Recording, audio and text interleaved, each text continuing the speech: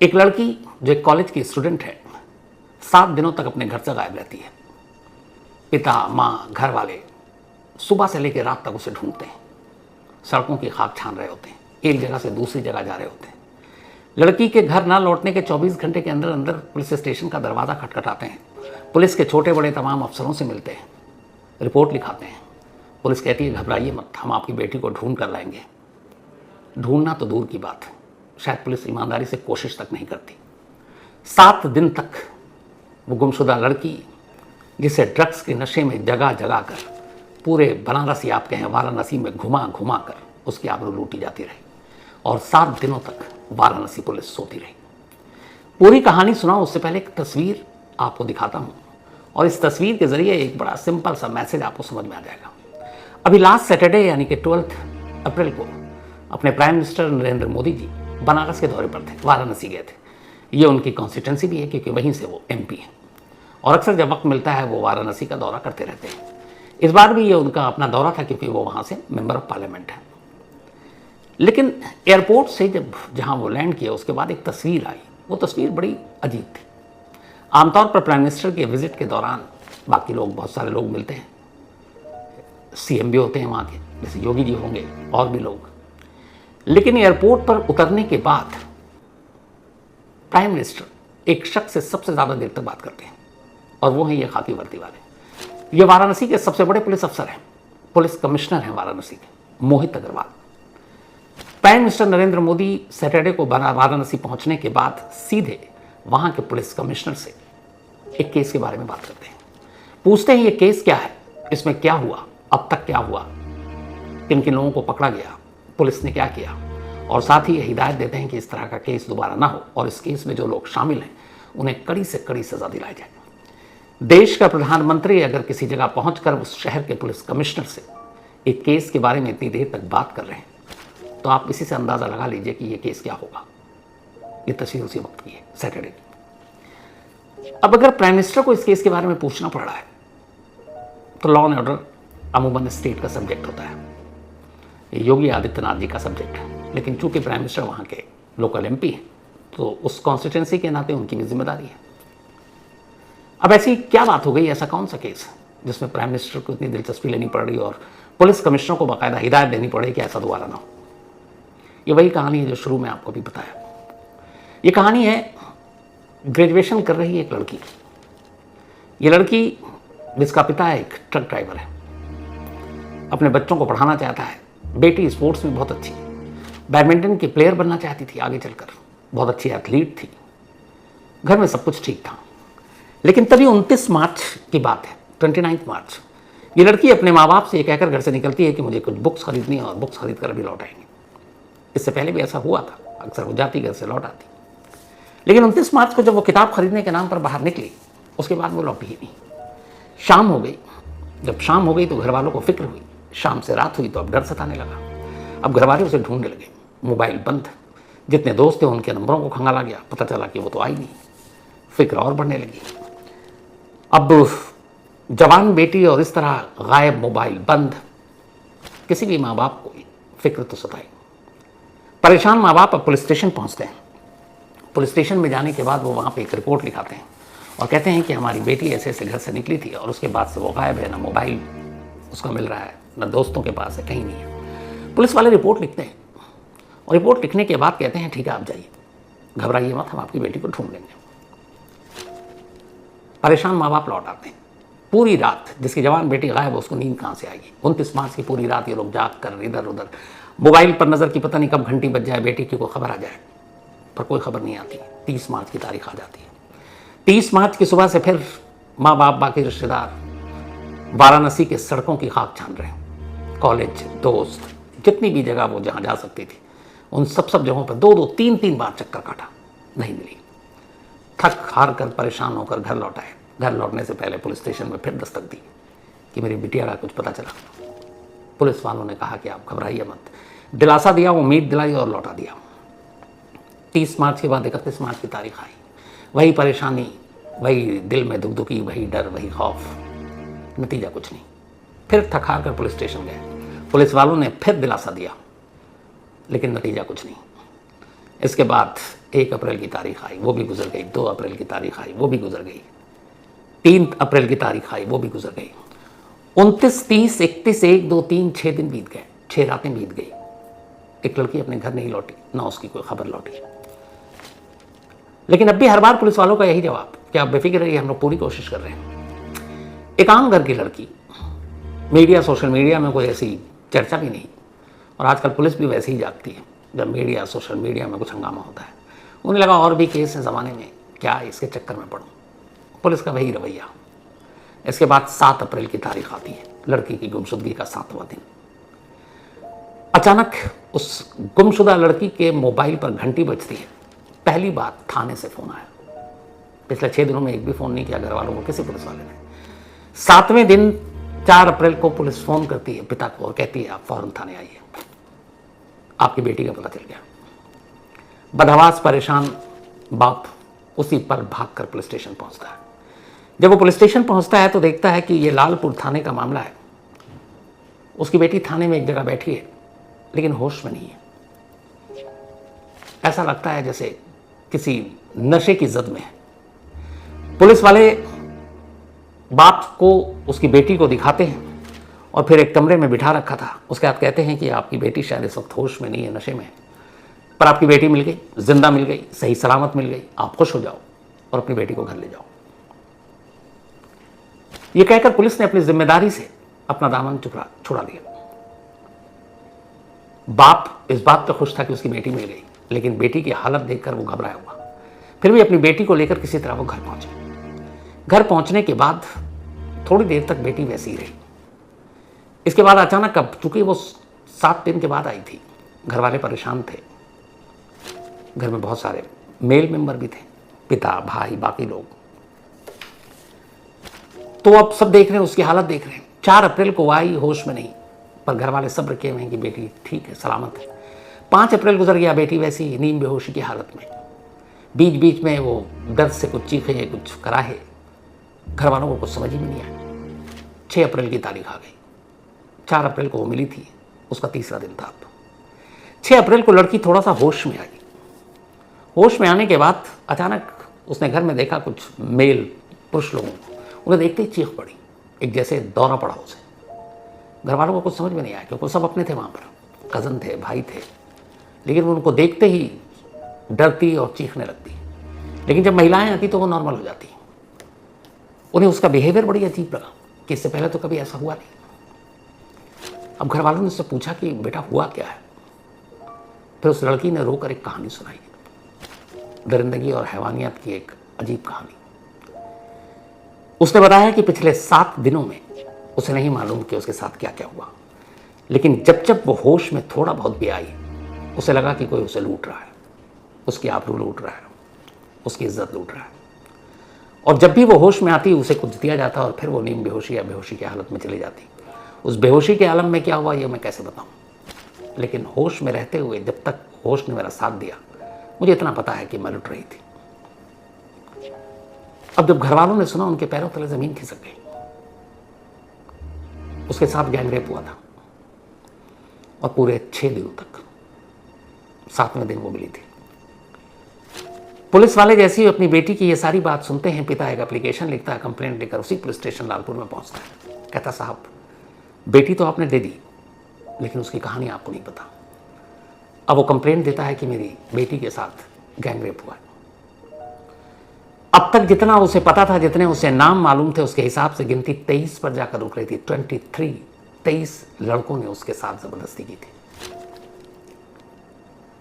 Police report लिखती है, 23 की गिनती बताती है, नाम उसमें से कई के नहीं मालूम। पर कमाल देखिए, वाराणसी पुलिस अब भी सीरियस नहीं होती। ये किसी बड़े शहर में या किसी हाई प्रोफाइल या फिर मीडिया, सोशल मीडिया में जो सुर्खियों में होता, पता नहीं पूरा का पूरा थाना सस्पेंड हो जाता। लेकिन यहाँ तब भी कुछ नहीं। मतलब एक लड़की के साथ 6 से 7 दिन तक 23 लोग बारी बारी से ज़बरदस्ती कर रहे हैं, और वाराणसी पुलिस को इस केस में कुछ केस दिखाई नहीं दे रहा। खैर पुलिस रिपोर्ट लिखती है। इसके बाद अब ये 23 वाली बात पहली बार मीडिया में आती है। अब खबरें आनी शुरू हो जाती हैं, अब पुलिस पर दबाव आना शुरू होता है। लेकिन कमाल देखिए, अब भी पुलिस नहीं जागती, थोड़ी बहुत कार्रवाई करती रहती है। अच्छा पकड़ रहे हैं, धकड़ रहे हैं, अचानक प्राइम मिनिस्टर वाराणसी पहुंचते हैं 12 अप्रैल को। 12 अप्रैल को जब वो पहुंचते हैं और देश का प्रधानमंत्री जब खुद वाराणसी के पुलिस कमिश्नर से इस केस के बारे में चर्चा करता है, तब शायद पहली बार वाराणसी पुलिस को लगा कि इस केस के बारे में सोचना चाहिए, केस बड़ा है। क्योंकि प्राइम मिनिस्टर पूछ रहे हैं, आप अंदाजा लगाइए, प्राइम मिनिस्टर ना पूछते तो क्या होता। अब लड़की की पूरी कहानी बताऊं सिर्फ उससे पहले पुलिस की लापरवाही का आलम देखिए। पुलिस ने अब बताया कि 4 अप्रैल को ये लड़की जो 29 मार्च से गायब थी, सड़क पर बेहोश पड़ी मिली थी। क्योंकि लड़की की गुमशुदगी की रिपोर्ट थी, जब लाया गया थाने में तो पता चला कि ये वही लड़की, पता मालूम था, फ़ोन नंबर था, इसलिए बाप को फ़ोन करके बुलाया गया और कहा गया कि नीम बेहोश हालत में नहीं है, होश में नहीं है, आप घर ले जाओ।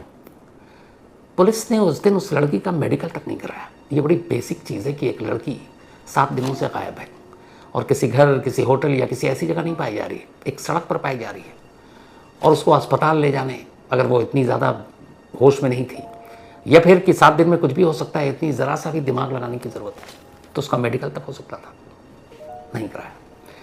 जब लड़की की आप बीती आई और पिता ने रिपोर्ट लिखा, ये बात है 6 अप्रैल की, तब भी नामजद थे, उसमें से कुछ लड़कों को पुलिस ने उठाया, डीएनए नहीं कराया। जबकि आजकल बेसिक है कि रेप के केसेस में अगर उसको सज़ा दिलानी हो तो आप पहले विक्टिम और अक्यूज दोनों का आप डीएनए सैंपल लीजिए और सैंपल मिलान करा दीजिए। दुनिया की कोई भी अदालत इस डीएनए सैंपल के मैच करने के बाद सवाल ही नहीं है कि उसको बरी कर दे। इसके बाद कोई विटनेस, कोई सबूत, कोई सर्कमस्टेंशियल एविडेंस भी सब बौने हैं। एक डीएनए सैंपल आपके केस को अंजाम तक पहुंचा दे। बार बार ये बताया जाता, देश के गृह मंत्री बता रहे हैं, वाराणसी पुलिस डीएनए के सैंपल तक लेना जरूरी नहीं समझती। ऐसी पुलिस से क्या उम्मीद रखेंगे आप? खैर, अब जो उस लड़की ने अपनी फिर आपबीती बताई, फिर जो पुलिस में रिपोर्ट दर्ज हुई, उस रिपोर्ट के हिसाब से ये लड़की निकली थी 29 मार्च को किताब खरीदने के लिए। जब ये किताब खरीद कर लौट रही थी तब रास्ते में इसको एक इसका पुराना दोस्त मिला, राज विश्वकर्मा। राज विश्वकर्मा से इसकी अच्छी खासी दोस्ती थी, पहले भी दोनों बातचीत करते थे, कॉफ़ी भी पी चुके थे। राज विश्वकर्मा ने कहा कि कहाँ जा रही है? उसने कहा यहाँ किताब खरीदने आई। तो उसने कहा चलो तुमको कैफ़े ले चलते हैं, कॉफ़ी पिलाते हैं। वो उसको अपने साथ वहाँ ले गया। वहाँ जाने के बाद इस लड़की को आगे का कुछ पता नहीं। उसे इतना याद है कि जब थोड़ा सा होश आया तो उसने पाया कि अपने आप को वो एक कमरे में है, और राज विश्वकर्मा तो नहीं बल्कि वहाँ 2 और लड़के हैं, उन्हें भी वो जानती थी। और इसके बाद जब होश में आया तो उसने अलग अलग चेहरे देखे। उनमें से कईयों को जानती थी क्योंकि ज़्यादातर उसके कॉलेज के और इर्द गिर्द के दोस्त थे। अब इस बयान के बाद पुलिस ने उन लड़कों को पकड़ा, राज विश्वकर्मा को पकड़ा। फिर तफ्तीश शुरू हुई। प्राइम मिनिस्टर खुद इस केस के बारे में हिदायत दे चुके थे। तो जब सारी तफ्तीश शुरू हुई तो फिर एक कहानी आई। कहानी वाराणसी में चल रही एक अजीब रैकेट की, और इस रैकेट का सूत्रधार है अनमोल गुप्ता। अनमोल गुप्ता जो कभी चाउमीन के ठेले लगाया करता था वाराणसी में, अब उसके अपने कॉन्टिनेंटल कैफ़े हैं और भी मॉल में शॉप है। पर इस कैफ़े की आड़ में वो एक दूसरा धंधा करता है। पोर्न फिल्मों को अलग अलग सोशल मीडिया के साइट पर अपलोड कर उन्हें बेचता है। जो देखते हैं उनसे पैसे लेता है। और इसका एक सर्कल है, इसके बहुत सारे दोस्त हैं, और उन्हीं दोस्तों में से इसका एक दोस्त है राज विश्वकर्मा। राज विश्वकर्मा ने अनमोल गुप्ता से उधार ले रखा था, पैसे लौटा नहीं रहा था। अनमोल गुप्ता ने कहा कि अगर तू पैसे नहीं लौटा सकता तो एक काम कर, तू किसी लड़की को लेकर आ और कैफ़े में फिर उसके साथ ज़बरदस्ती होगी, उसकी फिल्म बनेगी, उसको अपलोड करेंगे, उससे पैसे कमाएंगे। और ये काम वो पहले से कर रहा है। इससे पहले भी उसके ऊपर 2020 में इसने जब ये दुकान किराए पर लिया था, उससे पहले भी इसके ऊपर एक केस था। तो अब राज विश्वकर्मा लेकर आया। राज विश्वकर्मा ने अपना कर्ज चुकाया, लेकिन उसके बाद राज विश्वकर्मा जब कमरे से बाहर आया तो उसके 2 दोस्त उसी वक्त उस कैफ़े में थे। उन्होंने कहा कहाँ से आ रहा है? उसने कहा कमरे से। उन्होंने कहा मैं भी जाऊँगा। अब वो दोनों उस कमरे में पहुँचे। लड़की बेहोशी के आलम में थी क्योंकि उन्होंने उसको ड्रग्स दे दिया था। इस ड्रग्स की जद में वो लड़की थी, कोई होश नहीं, और उन्होंने उसका फ़ायदा उठाया। उन दोनों ने भी उसके साथ ज़बरदस्ती की। इसके बाद एक एक कर उस लड़की को उस जगह से निकाला। वाराणसी के अलग अलग कैफ़े, अलग अलग होटल, अलग कमरे पर 29 मार्च से लेकर 3 अप्रैल की रात तक उस लड़की को घुमाते रहे, और इस दौरान 23 लोगों ने उस लड़की के साथ बारी बारी से उसकी असमत लूटी। बनारस वाराणसी शहर के अंदर कैफ़े में, होटलों में, कमरों में। और कमाल ये देखिए कि 29 मार्च से इस लड़की की गुमशुदगी की रिपोर्ट इसी वाराणसी के पुलिस स्टेशन में दर्ज है और उसी वाराणसी शहर में उस लड़की को घुमा घुमा कर, किसी एक जगह पर छुपा कर रखा नहीं गया, घुमा घुमा कर उसकी आबरू लूटी जा रही है। वाराणसी पुलिस को इसकी भनक करनी। बाद में एक एक कर उन लड़कों के नाम सामने आए जो इस पूरे रैकेट का मास्टरमाइंड किंग पिन अनमोल गुप्ता, दोस्त राज विश्वकर्मा तो था ही था। कमाल देखिए इसमें दोस्तों ने कितना छुरा घोपा इस लड़की के भरोसे और उम्मीदों पर कि सिर्फ अनमोल गुप्ता या राज विश्वकर्मा नहीं, एक सुहेल खान इस लड़की का दोस्त, वो भी इस गैंग में शामिल है। ये भी ग्रेजुएशन कर रहा है और इस लड़की का अच्छा खासा जानकार, अब LLB की तैयारी कर रहा है। अनमोल के कैफे में जाता था, अनमोल का एजेंट बन गया। ऐसी लड़कियों को वहाँ तक पहुँचाना, अलग अलग कमरों तक, कैफ़े तक, और फिर उनके वीडियो बनाना, उन्हें ब्लैकमेल करना और फिर उसको सोशल मीडिया पर अपलोड कर पैसे कमाना। साजिद गुलाम, इनकी साड़ी की दुकान है, इनके पिता की, और ख़ुद नशे का आदी है। और इसी नशे की वजह से ये भी अनमोल गुप्ता के चंगुल में फंसा, कर्जदार हुआ, नशे के लिए पैसे नहीं, बाप ने मना किया तो ये भी उसका एजेंट बन गया और लड़कियों की आबरू लूटने के तरीके ढूंढने लगा। आयुष सिंह मैकेनिकल इंजीनियरिंग, ये एक प्राइवेट कॉलेज से IIT की पढ़ाई कर रहा है।